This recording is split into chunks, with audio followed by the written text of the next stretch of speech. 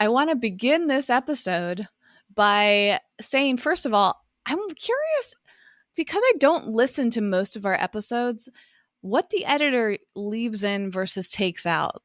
Like, I kind of want to make a mental note to self to come back and listen to see if they cut out my mess up at the beginning or left it in. I'm okay sometimes with leaving the messy parts. Like, it just feels more conversational. So, hi, editor. Thanks for editing our show. And B, I trust your creative choices, however you decide to edit and what to leave in versus what to leave out. I kind of would like to know. We don't have a one-to-one relationship with our editor, by the way, because we work with a podcast company called Podetize, and they assign our show to someone. And I don't even know if it's the same person doing it each time. I suppose I could easily ask them. But anyways, I wanted to start off this episode talking about how we're going to try some new things. I want to try one new thing in this episode today. And we're going to try something in about a month by going down from 3 episodes a week to 2 episodes a week for a few reasons. One, I'm going to be traveling a ton, and we went through our schedule to coordinate, like recording a bunch of episodes in advance, and it was a lot. And as we were trying to adjust our schedules, we both thought, what if we paused the show for a little bit and took a hiatus? But I found out that that's actually not really beneficial to you, the listener, but also to the algorithm. So it was recommended to us by Podetize, again, the company we work with on the show, to do at least 1 episode a week. And I proposed to Jason that we do 2 episodes a week, 1 solo episode. So down from 2 solo, meaning just the 2 of us, to 1 with just the 2 of us and 1 with a guest. So we're going to try that out in about a month in September and see how that goes. We would love your feedback. So note to self for yourself, or you can let us know right now ahead of time. How do you feel about there being less episodes? Would you prefer it, or are you going to miss them?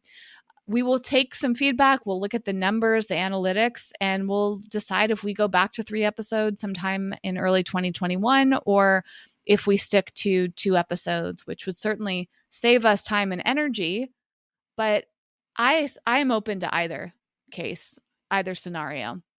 The other thing I want to try out, and something I'm surprised that we've never really done, I guess it just didn't occur to me, Jason, is like, since we are currently doing for at least a few more weeks 2 episodes of just the 2 of us, what if one of those episodes is us just like truly having a conversation as friends and talking kind of tangentially? Like, I know a lot of people enjoy our conversations. We get a lot of feedback about how we go deep into vulnerable subject matters. And I don't want to just like make it all over the place, but if we have a general theme and a jumping off point, and then we just share without doing too much research. For any of our regular listeners, you've probably noticed that I really like to do research. We don't prep too much. We don't really even have an outline. One of us comes up with a concept. We usually pull up an article or a book notes or something like that, and we share our thoughts. And part of that is because we're interested in it. And the other element is that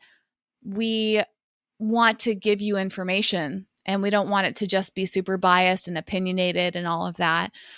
But one thing, actually, speaking of books, one of the books I was reading recently, and I don't recall which one, is how we learn a lot through processing out loud. In fact, I'm almost 100% sure this is one of Sherry Turkle's books, which I will link to. There's 2 books that I've been reading recently. One's called Alone Together, which we have talked about on the show before. And the other is called Reclaiming Conversation. And her work actually came up in another book I've just finished recently called Bored and Brilliant. So I'll link to all of those in our show notes at wellevatr.com, wellevatr.com. The notes for every single episode of the show are there for you to make it easy. And it got me thinking about how much things are shifting digitally, which is a topic we've addressed a ton on this show.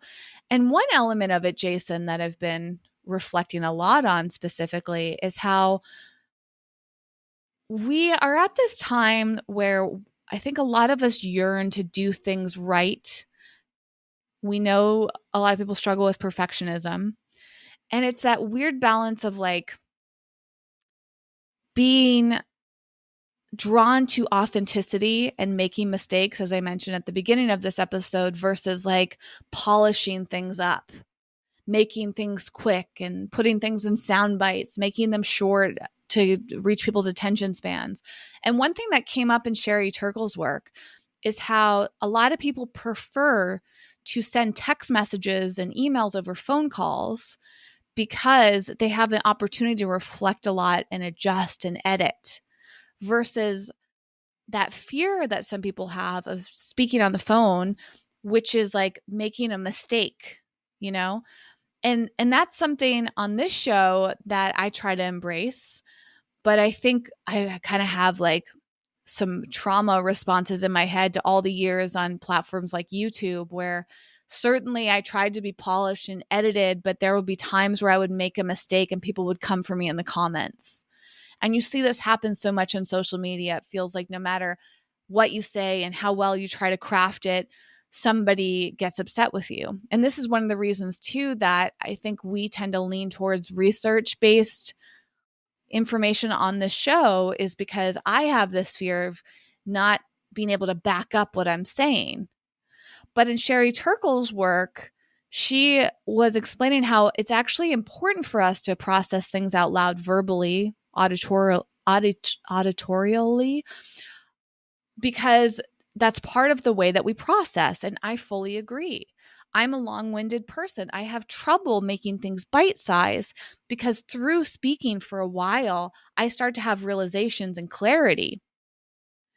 And I wonder how much of our mental abilities are shortchanged because we're constantly trying to like refine our thoughts and make things perfect. There's so much editing that goes into it. And there's pros and cons. The pro is that you might be clearer if you can edit something and you have time to think about it. You might get your point across. You might be less misunderstood. You might be more understood. But the downside is like, I wonder how much of us is left unexplored when we don't have open conversations. So, Jason, I'm curious how you feel about that information because I see you resonating behind the scenes. Jason's nodding and smiling, and I can see his reactions. But I also want to urge us on this show to do more of the conversation. So maybe we can experiment this month too with some of our episodes just being more loose and free flowing and us reflecting on how we're feeling that day, more like we would behind the scenes off air, because then that allows us to tap into that, but perhaps shows our listeners more who we are and what we talk about as friends. Yeah, I love that approach because I think that we've sort of had an anti-formula on the podcast so far where, okay, we're feeling passionate or interested or curious about a topic or something in the news or a personal experience, and we'll use that as a jump off point for ourselves and our guests. But I do like the idea of like someone eavesdropping on you and I, at a cafe in LA, just kicking it and talking about life. I think that approach is wonderful. And amplifying that more, because I feel like it's not like that element hasn't been present in our podcast, but to your point, just like, all right, we're here talking, like pay no mind to the fact that there's a camera on us. We're just here. In terms of communication, I think that we are sacrificing as a human species with our communication, not only our devices, but the ways and the mediums through which we communicate. I think that we are sacrificing depth and substance for efficiency. Here's what I mean. And when you were talking, I smiled because I remember years ago, I was talking to a young lady through Instagram DMs, and things were getting interesting romantically, potentially. They did get interesting. And I remember this is like maybe 4 years ago, she DM'd me ILYSM. I was like, ILYSM. What the hell is this? And in she's millennial. I'm obviously Gen X. I'm like, I don't know what all this shorthand shit is. I mean, I had that moment where I'm like, Google what ILYSM means. I love you so much. Okay. How my brain and my heart and my body receives ILYSM versus someone taking the extra 5 to 6 seconds of their life to type out, I love you so much. I feel as a human being, when I read the words, I love you so much, I appreciate you, but in this case, there's shorthand for it now. We're sacrificing meaning and depth and resonance of the way that we communicate as humans for efficiency. Oh, I love you so much takes so long to no, it doesn't take so long to fucking type. Okay. But we've distilled things into memetics. That's the long word for memes. Okay. We've distilled things to abbreviated sentences, right? Acronyms. We've distilled things to acronyms, memes, and emojis, basically. Okay. What's wrong with that? Well, what's wrong, not to say what's wrong, but with the trouble I see again, Whitney, is we're removing the depth of the emotional exchange with a lot of these things. Instead of, wow, I just found out, your dog passed away, emoji heart, heart, heart. It'd be way more meaningful if you were to type out to me or call me, I'm so sorry. I know what this is like. My heart breaks for you. I'm thinking of you and your family right now. I know it's going to take a while, but let me know if I can be there for you. That's way more meaningful than, heart, heart, heart, cry emoji. Okay. So my fear in communication is that human beings are trading and being trained to think about efficiency and quickness all the time because that's the world we're in. Everything's got to be quick and fast and hustle. I only have time to send an emoji. No, you actually do have time to properly communicate with depth and meaning if you were to take the time to do so.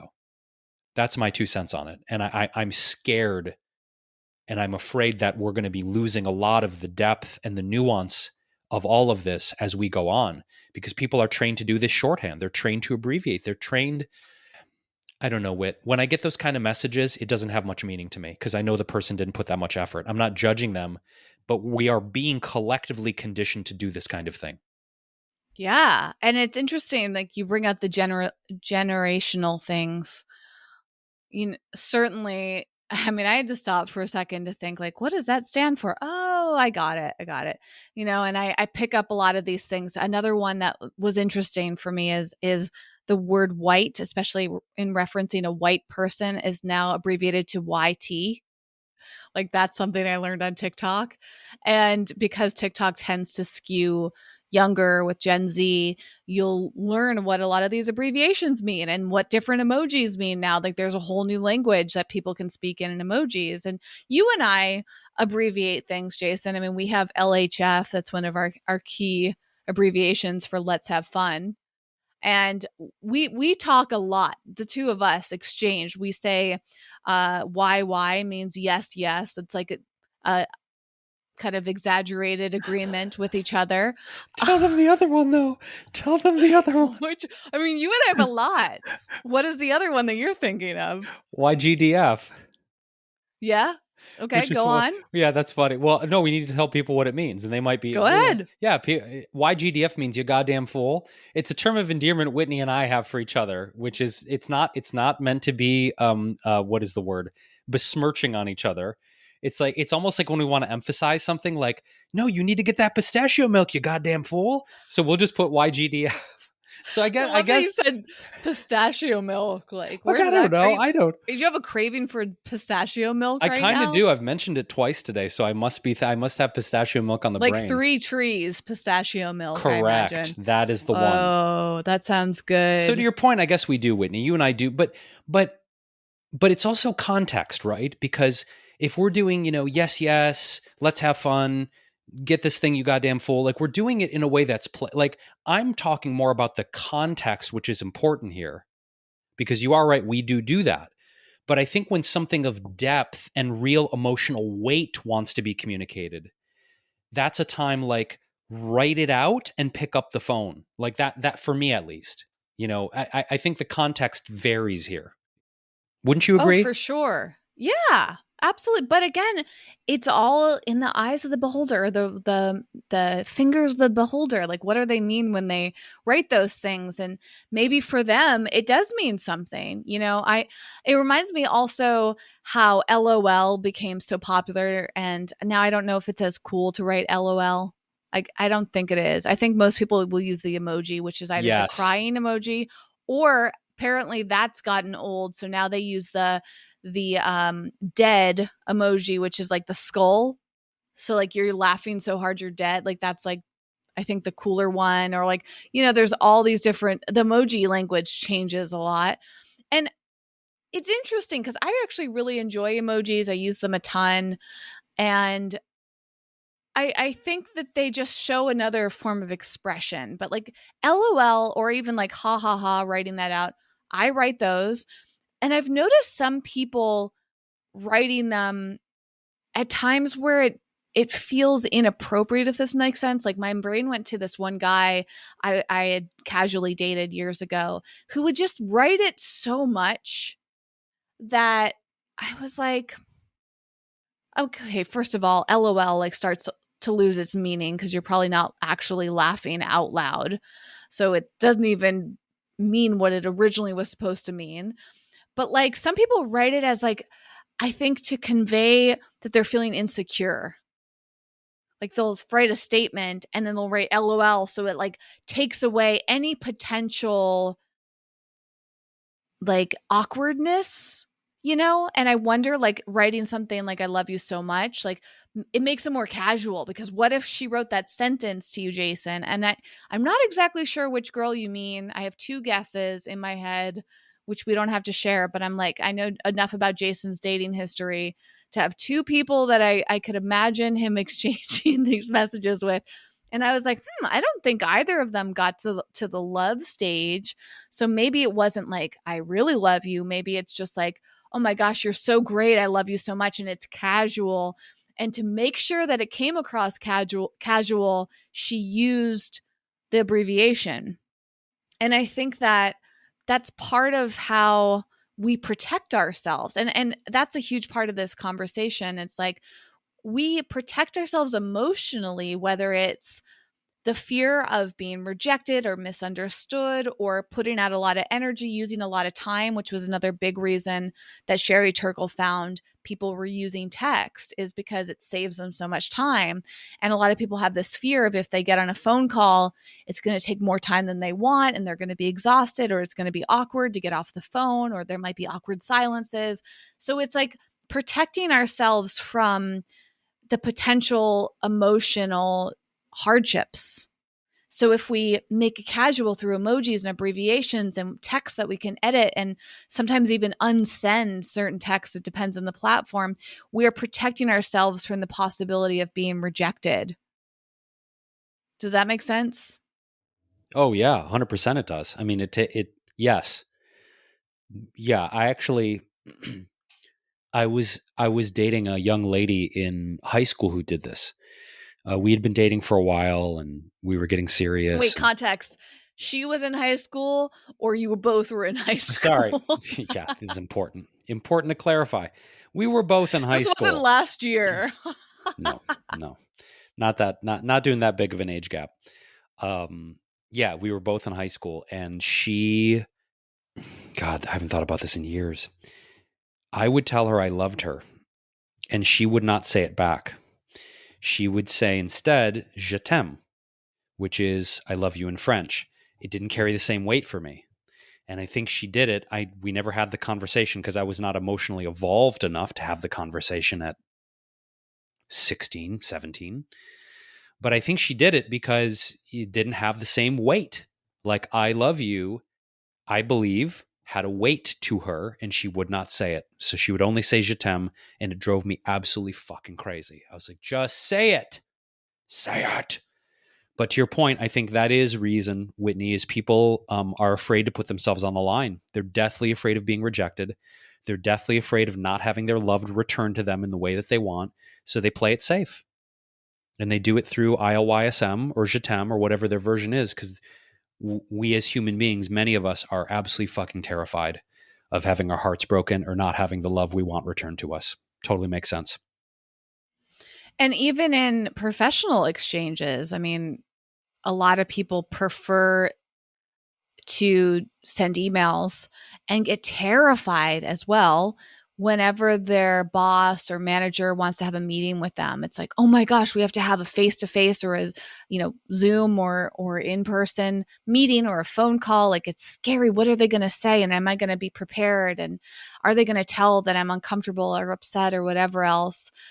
And also, I think people fear getting emails too, because it's so easy to misinterpret. There's a big joke that millennials in general, especially millennial women, are terrified of emails that don't like have the right punctuation. Like, oh my gosh, I didn't write an explanation point. So what if they interpret me as being rude or bitchy?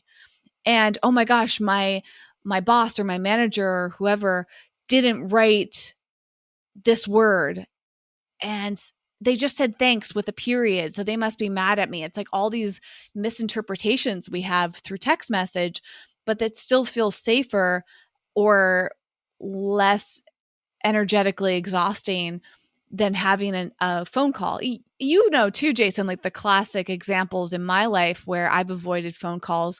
There's one person in particular, I know that you're thinking of this person, who would always call me to discuss business stuff, and I hated it. Well, okay, I don't like the word hate. So I'm going to edit that and change it to I really didn't like it. It irritated me a ton. And it's interesting because that gave me some awareness of how, I think it was a time and energy thing for me. It's like, I just need a simple piece of information, and I feel like it can be conveyed through text. So I would much prefer someone to send it to me. And I think sometimes it's the way our brains process. And for me, when I see things written down, I remember them better than when I hear them. So when I hear them, I have to sit down and process and type it all out. But sometimes someone's talking too fast and I can't, or I misunderstand them and I have to clarify. It just feels too hard. And so I don't think that text-based communication is that bad. But then I wonder too, Jason, like, maybe it is really bad for us to have so much text-based conversation. And the reason that it's like, it feels like for someone like me, easier to process. But then I wonder, is that kind of like a trauma response or a way I've been conditioned through society to prefer it for all these reasons we're discussing, when really my brain would thrive more if I could hear someone's voice and see someone's face? That also goes back to that same person I mentioned who I casually dated. One weird thing is that I think maybe, I know at the very beginning of dating, we had a phone call. And that might have been the only time we had a phone call conversation. At one point, we evolved into sending voice messages, which was nice. But even that, I remember thinking about this recently. I was like, whoa, there was one time in particular where we spent like an hour spending voice memos back and forth, taking turns. And in hindsight, I'm like, why didn't we just get on the phone? But then I started reflecting on it more. One, it feels easier to blow someone off, like stop the conversation abruptly, in other words, when it's voice memo. Because then you could be like, oh, I fell asleep, or I ended up doing something else. And you almost like don't have to explain yourself. It's more casual. Versus if you're on the phone, you have to like end it. Like one of you has to end the conversation at the risk of offending or disappointing someone, right? But the other thing is that voice memos give you that like live phone conversations don't, is your ability to like re-record it. Like you could record something unless you're using a platform like Voxer, which like is more like a walkie-talkie. You can't really like take back what you said, but you could like pause for a couple minutes before you respond with your voice. And this is how I've actually started to communicate with a lot of people. We rarely talk live on the phone my friends included, we send a lot of voice memos. And sometimes those voice memos end up taking a lot more time than a live phone conversation, but they still feel energetically easier for us and more efficient. And that's fascinating me too. Like it's better than just text, but it still gives us a barrier emotionally. And I wonder how that is for us in the long term. Well, I think the danger also, and you alluded to this, is the level of nuance and subtlety with facial expressions, micro movements of the eyes, micro movements of the face, people excitement, curiosity, disdain, happy. We're losing so much when we're just doing text-based communication. You said, there was this study about anxiety in millennial women about email conversations and punctuation. And yeah, I mean, sometimes you get a text, not you, but a person will get a text and look at it and go, I don't know this person's tone. How am I supposed to interpret this tone? And then our trauma or our default mechanism then takes over and does the storytelling of what we think their tone actually is. So through text and through a lot of these things, we don't get proper tone. We don't get body language. We don't get subtle eye movements. We certainly don't get eye contact. So whether or not it's a better or worse form of communication, I'm not here to judge it, even though it sounds like maybe I have been this episode, but I just don't think the complex layers of person to person or even FaceTime to FaceTime human conversation, text and other forms of these communication don't cut the mustard the same way those do, right? It's just, what the hell does that even mean anyway? Cut them, like mustard is in and of itself a in an aqueous state. It's why would you cut it? You spoon it. I would say spoon the mustard, not cut the mustard. Now I need to look up the origin of that phrase. Who the hell ever cuts mustard? I've never cut mustard in my life. Are you 100% sure that's the phrase? Yes, I'm going to look it up right now. All right, fair enough. I feel this pressure to fill the dead air. So I feel like, let's change it up, Jason. Keep yourself unmuted and tell us what you're discovering in real time, as if like we were all hanging out together. You're muted right now, but he's making all these facial expressions. Okay. All right. So I looked it up. What does cut the mustard mean? To cut the mustard is to reach or surpass the desired standard or performance, or more generally, to succeed or have the ability to do something extraordinarily. For instance, quote, Beyonce really cut the mustard in her new song. It's a funny use. Often, the phrase is used in negative constructions when something doesn't live up to expectations or can't do the job. E.g., well, Tom Brady couldn't really cut the mustard in the playoffs. Rare for him. Okay, cut the mustard apparently seems to be an American original phrase. Evidence for this phrase can be traced to a Galveston, Texas newspaper in 1891. The author, O. Henry, who spent many years in Texas, where he may have picked up this expression, used cut the mustard in his 1907 collection of short stories, The Heart of the West. I looked around and found a proposition that exactly cut the mustard. What does mustard have to do with excellence? God, this is a long article. Clues can be found in earlier mustard expressions. Mustard adds spice, zest, piquancy. This may not be obvious in your everyday yellow mustard, but slather on some English mustard like Coleman's on your Frankfurter, and you'll be feeling the heat. That's why as early as the 1600s, hot, strong, keen as mustard was a figure of speech for someone extremely powerful, passionate, or enthusiastic. These qualities are very admirable or desirable, so perhaps it's no surprise that mustard took the jump to the connotation of genuine, superior, or excellent. Well, there you go. The more you know, kids, the more you know. That brought up a few emotions. One, I felt a little uncomfortable. I was like, I don't like this term. It makes me feel weird. Like, it just feels like something an old man would say. And I'd be like, I'm not into this. It reminds me of cut the cheese. So that I'm like thinking of farts. And then it also made me crave mustard on like a Beyond sausage. Gosh, that sounds good. Doesn't it though? I had the same But like, feeling. but you had you had all those same feelings, Jason, or Well, no, just the not latter? no, just the latter. I didn't. I mean, maybe it's because I don't know. Maybe just because I grew up in a family where "cut the mustard" was a phrase that was used. And it's Is that's that a such a Polish thing?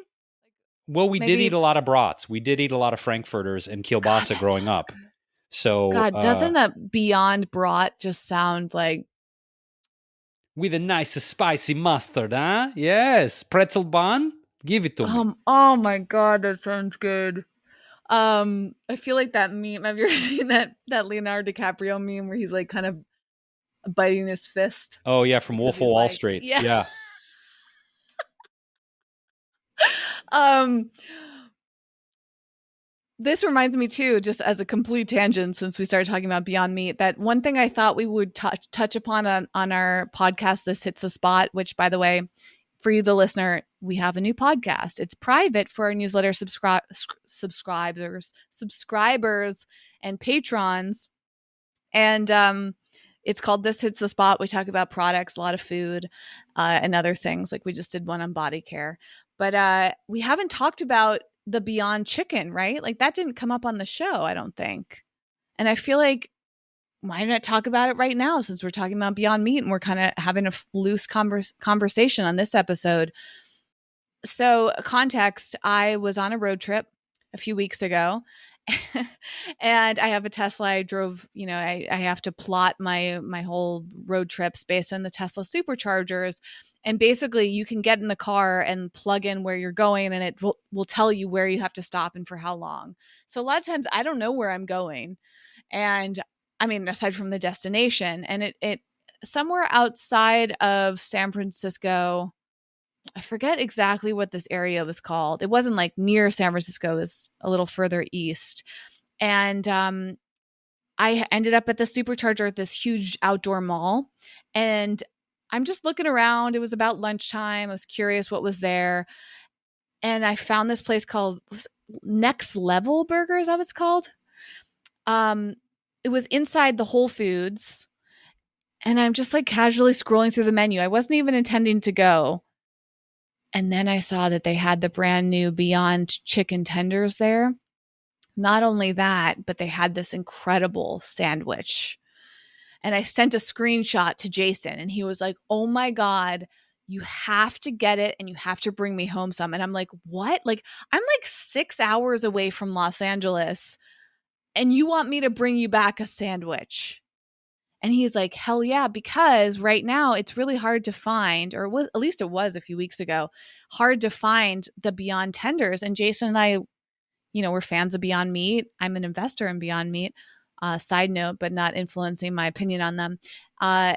And I think that you and I just like trying new things. So, anyways, I went in there. I got a Cecha sandwich. I really liked it. I'm not quite sure exactly how to verbalize how I feel, so I'm curious how you felt about it, Jason.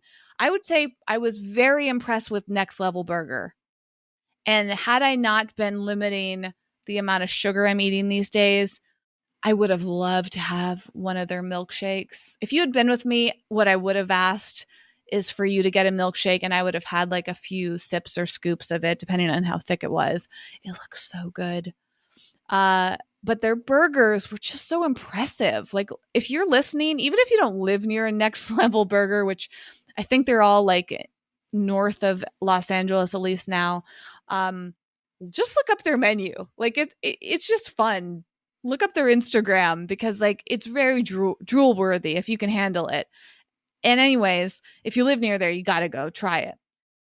Well, the burger had like, I think tempeh, chicken tenders, French fries.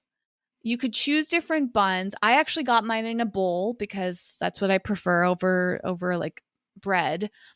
And there was like a bunch of crazy sauces and shit in there. So it was a little hard to give a full opinion about the tenders, Jason. I don't know if you felt that way. You also ate yours like what? Like like 48 hours later. Like it was like a few days, but it was wrapped up in tinfoil in the fridge and you reheated it. But I'm having trouble like really describing how I felt. I also feel like since I tried the Beyond Chicken at KFC when they tested that out, I already kind of knew what their chicken tasted like and it was really good. But I wouldn't say that either time left me feeling quite as excited as I am about their other products. I think their burgers and sausages are just like some of the best plant-based foods I've ever had. The chicken, I haven't had that reaction to. So, what's your feeling on it, Jason? Well, caveat, I did have it 48 hours after you got it, so it was not optimally fresh. But I did heat it up. I enjoyed the hell out of it. And I have to say that I do want to try the tenders independent of being in a burger, just like dunk them in barbecue sauce and a spicy mustard, since we're on the subject of food. I would want to do that, chipotle mayo, barbecue sauce, spicy mayo, take the tenders there and have them fresh too, not, 2 to 3 days old. But overall, I thought they were good. I think the texture, let me say this. I think the texture is really good. I think the flavor can stand to be improved. How do I describe it? It's not bland, but it's not quite like chicken. It's not quite there. Whereas I think the sausages and the Beyond Burger patties are like, I have served them to people who are not anywhere near vegetarian or vegan, and they're like, this is damn good. So I think the chicken is almost there, but I don't think it's quite ready for prime time in the mainstream. That's my opinion on it. I think it needs to be improved flavor-wise if the mainstream is really going to take off with it. I do think it's an improvement over their strips from back in the day. Those strips, I mean, I love you Beyond Meat. I got love for Ethan and that whole team, but those strips back in the day, that shit did not taste like chicken. I'm sorry, y'all. Like, I would make like old school Polish recipes, chicken paprikash, things like that, and it was like, okay, kinda But that ish. was way ahead of its It time. was, it Like, was. didn't you and I go to like their launch party for those tender or the chicken strips or whatever? We went Or to no, the launch party was for the crumbles, I think, and they were serving like all their products. correct. That was That like was like the early days. 2014. That was like Yeah. 2014. So, and again, I'm not saying this to be like a critic. I'm just saying, like, if the goal is to reach the mainstream, which I think, again, the burgers and the sausages are prime time ready, I think just the flavor of the chicken needs to be, I wouldn't even know what to say, like saltier, more gamey, more, just meatier. I don't know. It was a little bit bland to me. Like if I took the breading away, it was like, okay, I just think it needs to be a little more flavorful. That was my opinion. But overall, I think it was great. And I want to go on record to say that, like, I don't eat a ton of plant-based meat substitutes or analogs, depending on what you call them, because some of them really hurt my stomach. I have given Impossible many, many, many, many tries over the years, and every time I eat it, I feel like the Grim Reaper is just digging his scythe into my gut. Like I there's something, it might be the genetically modified heme iron that's in the Impossible meat, but when I eat Impossible meat, I feel really kind of not great. So I like Beyond because my body feels good when I eat it. And I think that, it's an important conversation when we come to food, right? Is we see people eating all this stuff, and sometimes I'll look at like the junk food vegans or however they classify themselves these days, and I'm just like, man, I wish I could eat that. But I know a lot of that stuff, Whitney, I will pay for it because my body will literally say to me, why did you put this in me, you son of a bitch? So Beyond, thankfully, is like one of those holy grails for me that I can eat it and still feel really good in my body. And my digestion is not affected by it. Okay, I know this is like kind of turning into a episode of This Hits the Spot, but let's consider this a preview for those of you who have not checked it out, because right now we have a small listenership there. And if you're curious, we'll put a link in our show notes of this episode at wellevator.com. or you can look up This Hits the Spot podcast. I don't quite know if the SEO is there yet for it, but it's on our website, wellevator.com, in a few places, and our social. If you ever have trouble finding something, just shoot us a DM on Instagram or anywhere else. Email works too, and we'll get you the right links. His name links. That's something that we say about Jason's cat all the time. FYI, I just did a cursory Google search for the phrase "This Hits the Spot" podcast, and we are the #1 ranking. So there you go, friends. Fantastic. There you go. Great. All right. Well, we're doing a good job. This is search engine optimization at its finest. Well, anyways, so this is a little like preview of the type of conversations we have on that show. And I do want to shout out two things, Jason, on this subject before we move on or away from this. One is that I told Jason privately about something new I tried called Omni Pork, and I've been thinking about doing a mini TikTok style video on that. It's at a Chinese restaurant that I go to from time to time, and they like seem to understand vegan. It's like one of those places where I'm always like very clear, like, so there's no meat or fish, right? Like no broth, like you have to be very clear. Even though it's like a very LA restaurant, which they probably know, it's also very, and hopefully this comes across okay, like authentic in that if it's run by what I imagine they're Chinese, definitely Asian people, and like it's got that like vibe. It doesn't feel too Americanized, even though I think Chinese food in general has become very Americanized. Anyways, it's not run by a bunch of white people is what I'm trying to say, as far as I know. So I went on their website to order my basic dish. I love Kung Pao vegetables, if you're curious. And I saw they had a new plant-based menu at the top. And I did one of these, Jason, like, which if you're listening to the audio, you have no idea what I just did. So go check out our YouTube channel. Like I was rubbing my eyes like in disbelief, like, and I went and like checked. I was like, this must be a mistake. Like, why does this place have a plant-based section all of a sudden? But the plant-based section is because they're using this new product called Omni Pork. I didn't even know this existed. Like, this is how cool plant-based foods are these days. There's too many things to keep up with. Versus back in the day, like the Beyond Chicken 1.0 days, you knew every product on the market because there just weren't that many. Now you can't keep up. And there's like an alternative to any product out there. There's not a ton of vegan pork, but this new company is like basically the Beyond Meat of pork at the moment. And they now have their products at all these cool restaurants in Southern California. Now, it does contain soy and meat. So to your point, Jason, it is a gut bomb for someone like me who has trouble digesting soy and gluten. Did I say soy and gluten or did I say soy and meat? You said soy and meat, but you meant soy and wheat. Correct. Yes. Okay. So yes, it's not gluten-free. It's not soy-free. So I have to eat those things sparingly, but I'll just take a bunch of enzymes, or as Jason would say, a grip of enzymes. I'm currently using enzymes from Bioptimizers, who's been a sponsor of the show. And I really, really like their products. So I pack those up with me and bring them to restaurants or have them ready when I'm getting food at home. Anyways, they now have all these products that were designed around OmniPork. And if you go on OmniPork's website, which we'll put on, or it's omnifoods.co, and we'll put the link to that in the show notes for this episode at wellevator.com, you can go and see if any nearby restaurants have it and you can request it too. In Southern California, ton of places. I'm not quite sure outside of this area, but I imagine they're testing it out.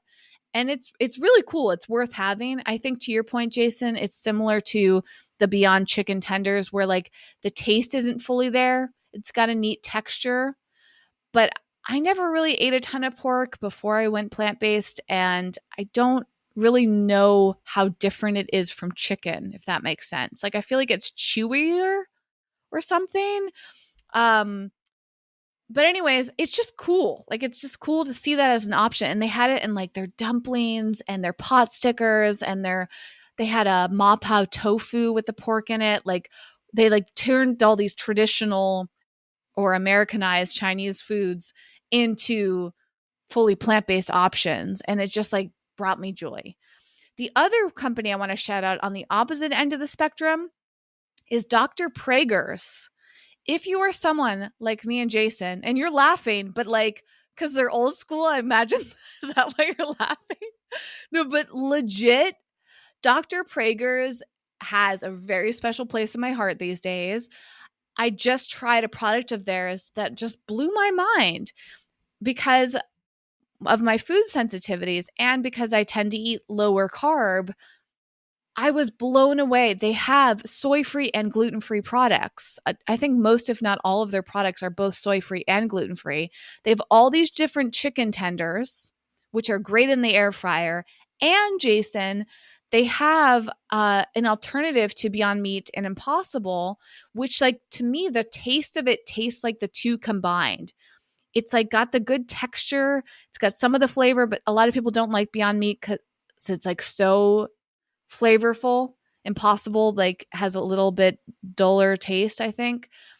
Dr. Prager's meat, it's like a ground meat alternative, is legit and no stomach issues, solid ingredients. Like it's surprisingly fantastic. And yeah, so I had to shout them out too. And I love that you're laughing. Should we move away from the food products, Jason, or did you have a like where do we go from here? Oh, I have a comment that I wanted to say going back to the Oh, very sure. beginning of this, Great. which was you talking about our editor, removing some of the quote imperfections or the flubs or the mess ups or whatever we want to call them. It reminds me of a conversation I was having with my vocal coach, Claire, pre-pandemic, of course, about the nature of vocal recording and how it's changed so much over the years. And in previous episodes, we talked a little bit about auto-tune, and we talked about how digital technology has affected music recording. But in this context of perfectionism, we were discussing some of the classic vocal recordings over history, right? And she was playing me like isolated vocal tracks from people like Freddie Mercury. We were listening to Jim Morrison. We were listening to Roy Orbison, and it's interesting because in the context of song, I think sometimes someone can be either they call it pitchy, right, which means you're either sharp or you're flat, right? There's a note, and you're either on pitch, which is right on the note, or you're sharp or you're flat, right? Which means you're either above or below the note on the scale. And her point was like, if you listen to these, like Robert Plant, Freddie Mercury, Steve Tyler, Roy Orbison, they didn't have perfect vocal pitch on a lot of their recordings. Some of them did, but not all. And you listen to, and I was going through listening to some of these, like Roy Orbison has a song called Crying. It's one of his big hits. And the last note of the song he hits, which I'm a little bit ill right now, I can't hit that note, but he's pitchy. He's slightly flat. And if you really listen to it, like really pay attention to that note, you're like, oh shit, he is flat. Well, why did they keep it in there? That was the whole thing we were talking about. Because the producer of the record could have said, all right, Roy, another take, you were flat. He kept it in because the emotion, and Roy Orbison fucking meant it. He meant it. You know what I'm saying? And it reminds me of a quote by another one of my favorite musicians, Amos Lee, who's been doing a lot of really great Instagram lives over the course of the pandemic. He said in one of his lives I was watching, he said, you don't have to be perfect. You just have to mean it. Because he messed up in one of his lives. Like his voice cracked, or he was pitchy, and he's like, hey, you don't have to be perfect. You just have to mean it. So I think what I want to do, Whitney, with everything we're creating and things that I'm trying to do is not try and have it be so polished, not have it try and be so perfect. Like, so what if we say something wrong? So what if our voices crack? So what if I have to clear my throat because I'm sick in the middle of a podcast? That's real. It's real. So I think with music right now, the big thing that a lot of people are bitching about is that it's too polished and it's too perfect. And that when you do hear someone who's slightly flat or slightly sharp, it's like, oh, it's like, no, that's what the human voice does. That's what the human voice does. We're not robots, y'all.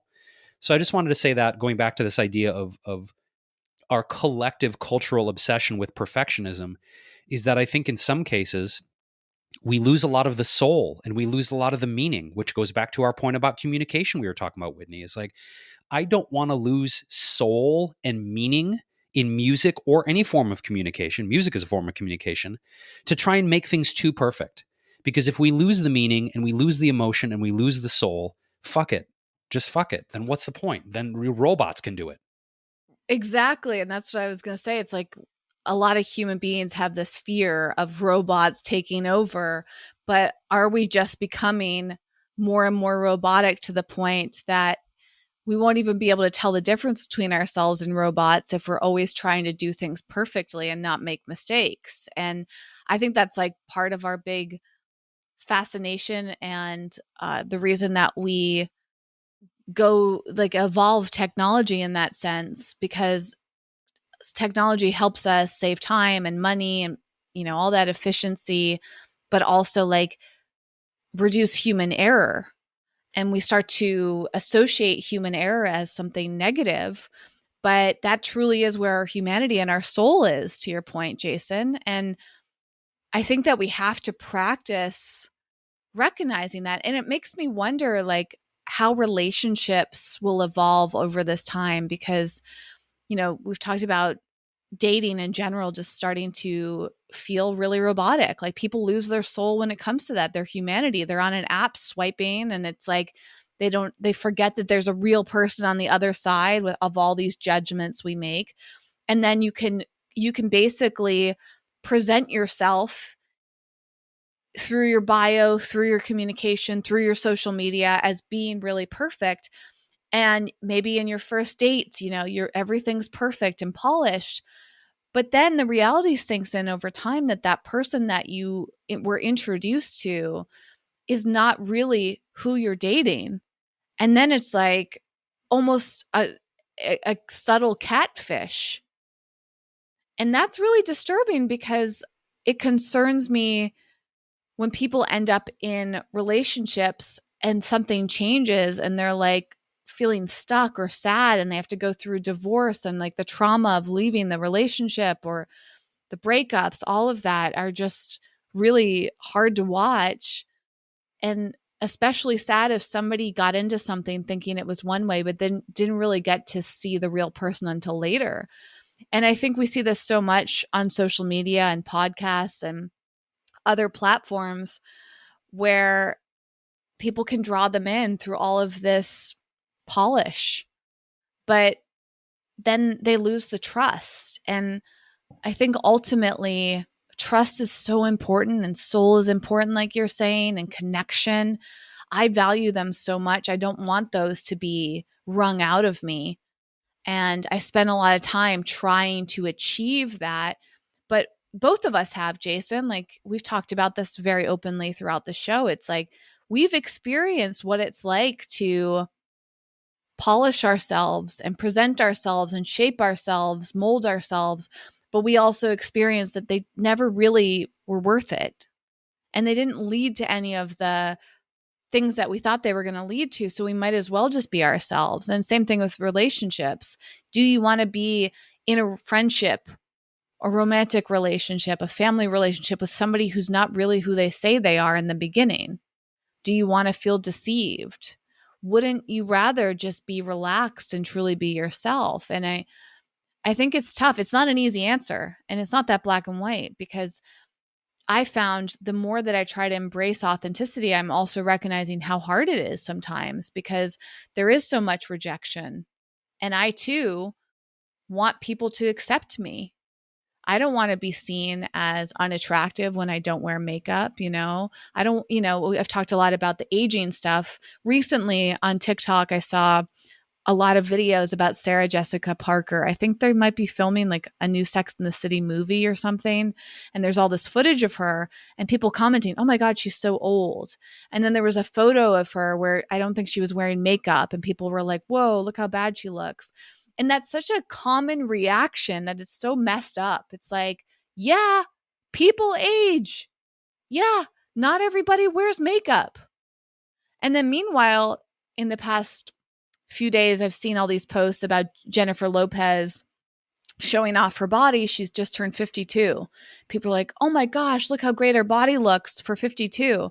And people are like, yeah, just because you turn 50 doesn't mean that you're old and decrepit. And simultaneously, it's like, okay, remember that Jennifer Lopez spends a lot of time on her appearance.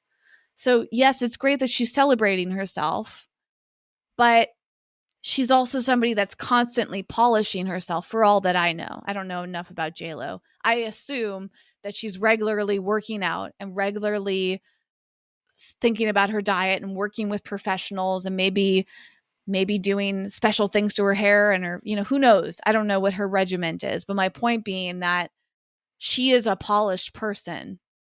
So she looks great, but how much polishing do you want to do is my big question. How is she I imagine she's dyeing her hair. I imagine she's doing all of these things that I don't necessarily want to do. So yes, I can look at her and celebrate her, but also recognize, oh, but she's polished. And that's not what she would look like if she didn't do all that polishing. And deep down, like I would much rather look at Sarah Jessica Parker when she's not wearing makeup because that feels real to me. That feels like a human being versus a polished person feels more like a robot to me. And I think, you know, we've, I'm trying to, in this moment, Jason, like find a connection between everything we've talked about today, the desire to tie it up in a bow. And I feel like the closest I can get is when you were sharing all of that about the vocal coach. I don't know if you noticed, but I like had a little laugh attack, like couldn't stop laughing. And I was really trying not to laugh. And it was one of those moments where the more I tried not to laugh, the harder I was laughing. And suddenly everything felt funny to me. And it's really silly where it began, but I looked up the Dr. Prager's website to put it in our show notes. And I just saw their sweet tagline and I heard your voice, your classic Jason voice, because their tagline is purely sensible foods. And I just thought it's like a cut the mustard type of phrase, like, oh, purely sensible foods. Let's hear the Jason voice. You've got like your Midwestern man voice that you put on for phrases like that. Oh, like Midwestern dad? Yeah. Oh, yeah. It's like, honey, I went to Trader Joe's today. I'm calling it TJ's now. Shorthand, learning those colloquial phrases from the kiddos. And I picked up a package of Dr. Prager's veggie burgers. They were on, actually, Trader Joe's doesn't have sale, always low prices. And Dr. Prager's, they make always sensible foods. So I would like us to eat with more sense, honey. And I think this is a great way for us to start, okay? Excellent. That was Always. very good. Although you have a little bit of a different voice. Like it's more like purely sensible food. Like Oh, I yeah, can't purely sensible foods. there Purely is. sensible foods. Purely sensible foods. Dr. Pragers, purely sensible foods. What up, purely sensible foods.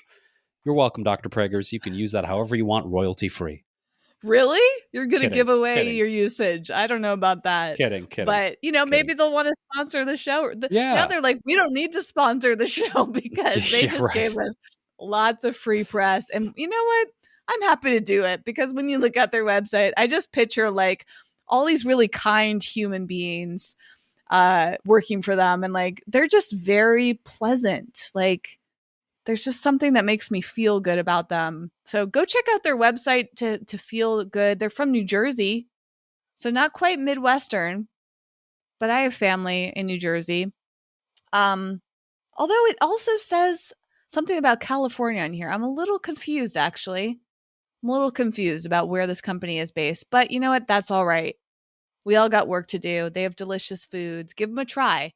Jason, my homework to you is to go try some pure, sensible foods. We're talking about authenticity here. We're talking about soul. Go give it a try. Let me pull up the exact name of that. I'm actually getting so excited. I think I'm going to go make some for myself after we wrap and have a late lunch. It is I think it's part of their, let's see here. I'm on their website. They've got a lot. They've got puffs. They've got hash. I mean, like it's an impressive line. If you go to a store, I actually think I bought these at Lassen's, Jason. Their sale's over, but they were half off at Lassen's. Um, but they sell them at Sprouts, and they have quite the selection. So, oh, okay, here it is. It's the perfectly plant-based ground. That's what it's called. It's 1 pound of plant-based ground meat. It's making me drool. It's soy free, gluten free, non GMO, made with sunflower oil, and it contains 4 veggies. So I think part of their thing is like you can sneak in the veggies. Pea protein based, and somehow it's also low carb, even though it has sweet potato and butternut squash. It's like it's kind of like very impressive. And I promise to the listener, this is not an ad. This is just me recommending something Well, I want to try it that, now, the way you've yeah, described see, it. right? Yeah. Like, I go give mean, it a try. And then how about this for the listener? We will talk about it on This Hits the Spot. Jason will give his review of Dr. Prager's Purely Sensible Foods, perfect plant-based ground, pure plant protein. There's a lot of peas in there. Maybe they did that on purpose. Maybe that's like part of their thing is they try yeah, to say, include as many peas good in there. God, perfectly pedantic plant-based protein patties. Why? Why the complexity? Because it's fun to say. I guess. No, Prager is perfectly pedantic. Plant-based protein patties. We're going to just cram all the peas into your vegan ass. Cramming all the peas into your A. There it And is. literal peas, because it's made with pea protein. Well, there you go. We are going to cram all of the peas in that ass. Quote Dr. Prager. I wonder who Dr. Prager is. I need to go look this up He's on not the even a real person. website. He's made up. He's made up. Do you He's not even think? real. What do you want to bet? Do you bet that I'm gonna Dr. bet Prager he's is real? it's a manufactured identity. That's what I bet. Okay, let's see. Let's see if they have it. Okay, our story. I'm on their website, their history. Okay. It was founded in 1994, so not super old, but you could say 1994 called. You love to say those phrases. Oh, here we go, Jason. It's not It's not every day that two heart surgeons get into the food business. I feel like I should send this link to you and you should read this in your Midwestern voice. I'm sending it to you right now. And this would be the greatest ad if they actually were sponsoring us. Like, I feel like we should send this as an example to future sponsors, Jason. Like, here's what we can do to authentically talk about your brand. Yeah. So start at that phrase, it's not every day. Yeah, and also insult a lot of people from the Midwest. Sorry. Uh, Nothing. well, because I'm going to be imitating the Midwestern accent. Some people But might that's get not mad. it. But Why I'm would they from the get mad Midwest, at so I that? can do. Oh, wow, this is a great Yeah. story. Okay, here we go. It's not every day that two heart surgeons get into the food business, but that's exactly what our dads did. Motivated by what they saw in their practice, they set out on a mission to encourage sensible eating. They knew ingredients had to be nutritious and simple, and that everything had to be delicious, and that their products needed to be simple to prepare. Now, while the world has changed since our little family business first got started, our focus remains true to our dad's vision, and we work every day to make them proud. Here's our story. Our history dates back to 1994 when our dad's medical partners and cardiothoracic surgeons conducted emergency surgery to save a man's life. Well, they also wound up saving a business. After the successful operation, the group became friends. Later, the patient introduced our dads to the owner of Unger's Hemeschisch Gefilte Fish Company. Well, the heart specialists were hooked. After acquiring the company while keeping their busy medical practice, the pair launched Dr. Prager's Sensible Foods to provide delicious, nutritious, and convenient frozen foods. I They think we wanted to, should stop there. yeah, Because yeah, it's actually not that long, but it did not answer our question. yeah. I enjoyed hearing you share the story and also your amazing pronunciation of that gefilte fish company, which haven't you called my dog gefilte fish? Like when she has bad breath, you're like, Oh, you smell like, yeah, she smells like a gefilte fish. Yeah, Evie, when her breath is bad, she smells like a traditional Jewish dish. She does. She does. luckily she no longer has that issue. That's a sweet story, though, I have to say. I fell more in love with Dr. Pragers just talking about them and reading about them. But the mystery has not been solved. Like, they should at least add this to the FAQ, which I'm going to check that before we wrap. Like, is there a real Dr. Prager? It's not even an answer. I feel like that's a huge issue on their website. Like, they should tell you who that is. And if not a real person, Jason, are you looking it up? He's typing away. If it's not a real person, where did that name come from? Did you find the answer? Okay, he's looking. I found the answer. And Okay. the Google search I put in was, is Dr. Prager real? Okay. Well, I found a obituary from the New York Times. Dr. Peter Okay. Prager, a heart What, two surgeon. P's? Yeah, Peter, of Naturally. course, Dr. Peter Prager, a heart surgeon who saved a man's life and as a result wound up owning a gefilte fish company, who as a result of that wound up starting a successful natural foods company, died September 22nd, 2012 in Hackensack, New Jersey at the age of 65. And Hackensack ties into one of our favorite songs, Jason. Billy Joel. What's that song actually called? Moving The out. Krakatoa. Yeah, Moving Out. The Krakatoa song. Yeah. I can't remember the line, but something to know back in Hackensack. Heart attack. Hackensack. Yeah. No, he doesn't say Hackensack. Wait, yeah. Something about like, yeah, moving to Hackensack. Is that all you get for your money? Yeah, It's a that's a great great one of my song. favorite Billy Joel songs. Anyway, R.I.P. Peter Prager. Sad. But man, I feel sad. Like I didn't even know who he was. And now that I know that he's no longer with us, I feel sad. yeah, but he was a very real human being and was the co-chief of cardiothoracic surgery at the Hackensack University Medical Center. So great surgical career, great food business. And that's where Props. the New Jersey stuff comes from. Got it. Wow. All right. Well, there you go. Didn't expect to do a huge piece on Dr. Pragers today, but you know what? As I said at the beginning, we were going to have a very free flowing episode. So now is where we would like to hear from you, the listener. How did you feel about this? Did you like all the like tangential, all over the place, loose? Do you prefer that, or do you prefer like our more, organized article based? We did pull up some articles. We did a little bit of research today.